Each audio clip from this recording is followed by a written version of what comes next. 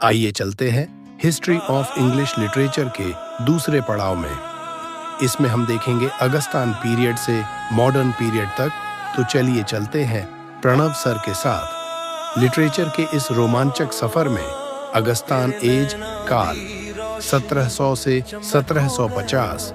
इसके अन्य नाम नवशास्त्रीय युग भी है, नियोक्लासिकल एज। इसके मुख्य विशेषताएं तर्क, नियम और अनुशासन पर जोर दिया गया था तथा ग्रीक रोमन साहित्य की नकल हुआ था एवं व्यंग्य सटायर की प्रधानता था। नैतिक शिक्षा देने वाला साहित्य इसी पीरियड में हीरोइक कपलेट का पहली बार प्रयोग हुआ था। इस पीरियड के मुख्य लेखक एवं कृतियां अलेक्जेंडर पोप ने the Rape of the Lock, Essay on Man लिखा तथा जोनाथन स्विफ्ट ने गलिवर्स ट्रैवल्स एडिसन और स्टील ने the Spectator. The Tatler Samuel Johnson ने Dictionary of the English Language जैसे कीर्तियों का रचना किया। अब आते हैं दो, संवेदनशीलता युग या संक्रमण काल, एज ऑफ सेंसिबिलिटी और ट्रांजिशन पीरियड में इसका काल 1750 से 1798। इस पीरियड की मुख्य विशेषताएं भावना और प्रकृति पर जोर देना था, रोमांटिकता की ओर झुकाव था, सरल भाषा और करुणा को मुख्य विषय बनाया। इस युग के मुख्य लेखक थॉमस ग्रे, जिन्होंने Elegy Written in a Country Churchyard लिखा, वहीं ओलिवर गोल्डस्मिथ ने द डिजर्टेड विलेज लिखा। अब आते हैं रोमांटिक पीरियड में तीन। रोमांटिक युग, रोमांटिक पीरियड, इसका समय 1798 से 1837 था। इसकी मुख्य विशेषताएं प्रकृति प्रेम कल्पना, भावना और स्वतंत्रता, व्यक्तिगत के अनुभवों पर बल देना था।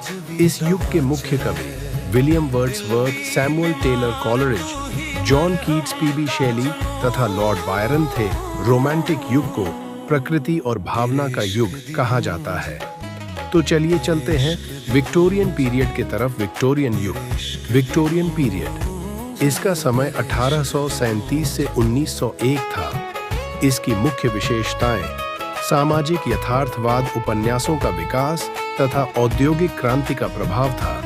इस युग के मुख्य लेखक चार्ल्स डिकेंस, जिसने ओलिवर ट्विस्ट, हार्ड टाइम्स जैसे कृतियों का रचना किया, वहीं अल्फ्रेड लॉर्ड टेनिसन ने इन मेमोरियम लिखा, थॉमस हार्डी ने टेस ऑफ द डर्बरविल्स लिखा। आइए अब चलते हैं मॉडर्न पीरियड या आधुनिक युग में 5। आधुनिक युग, मॉडर्न पीरियड, यह पीरियड 1901 से 1945 तक माना जाता है।